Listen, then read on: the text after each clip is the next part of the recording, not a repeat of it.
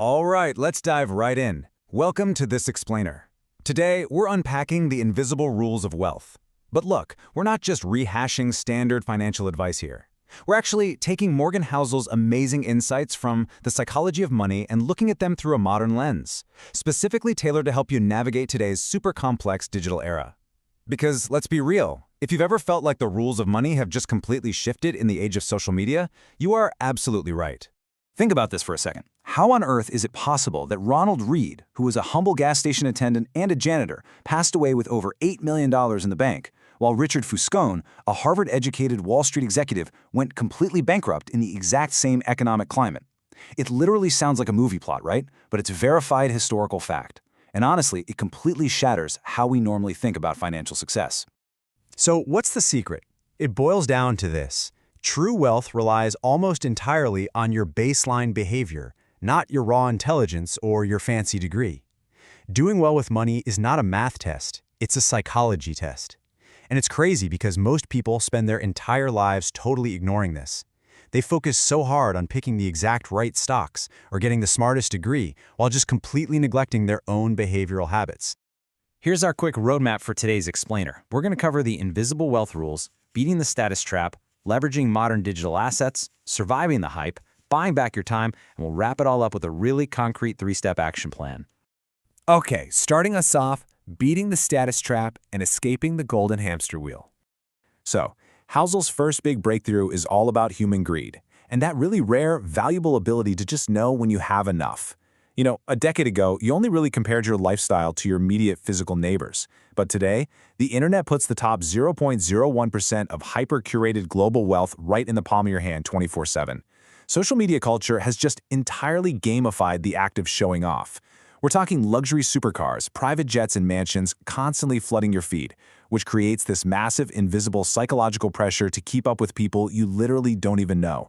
And that perfectly illustrates the core problem we're facing now. The modern financial trap isn't just basic lifestyle inflation anymore. It's algorithm-induced envy. Listen, if you do not actively and consciously define what enough means for your own life, these highly optimized online marketing frameworks are absolutely going to define it for you. They'll keep your desires artificially inflated, basically ensuring you stay broke just trying to look rich for absolute strangers on the internet. You really have to actively fight this psychological trap. Which leads us to part 2. Leveraging modern digital assets and finding that digital leverage advantage. Let's talk about the number 90% for a second. We're always told that Warren Buffett is this genius investor, right? But his ultimate secret isn't just his stock-picking skill, it's actually his time. He started investing at age 10. Over 90% of his massive net worth came entirely after his 50th birthday. This just proves the silent, kind of boring magic of compounding time. It feels like absolutely nothing is happening for years, and then, boom, it explodes. So, how do we apply that today? Well, we can actually upgrade Buffett's secret, because compounding isn't just restricted to traditional stock portfolios or physical real estate anymore. Today, we have the unbelievable power of digital leverage. By building scalable online assets, whether that's learning to write programmatic code, setting up an automated digital storefront, or even creating permanent media archives like blogs and videos, your growth curve doesn't need half a century to scale up. You can use modern automated financial tools to save quietly on one side, while building highly scalable digital assets on the other. You're essentially building systems that let technology do all the heavy lifting of compounding while you're literally fast asleep. Moving right along to part 3, surviving the hype. This is the difference between getting rich versus staying rich. You see, getting rich requires taking aggressive risks, having this fierce optimism, and really putting yourself out there. But staying rich?